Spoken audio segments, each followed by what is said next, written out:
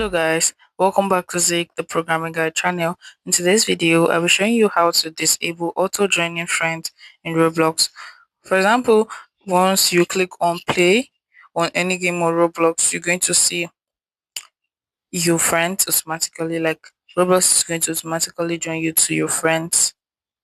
So how do you stop that? First thing you have to do is launch your ChatGPT.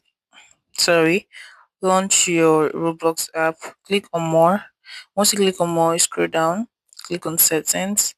Once you click on settings, you click on privacy and content restrictions. You click on that and you wait for it to load up. So it's going to take a while to load up because I don't have strong internet connections.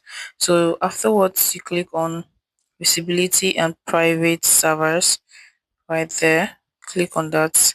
Once you click on that, click on visibility and you click on no one, click on no one, and no one is going to actually be able to Roblox is not going to automatically join you to your friends on any server.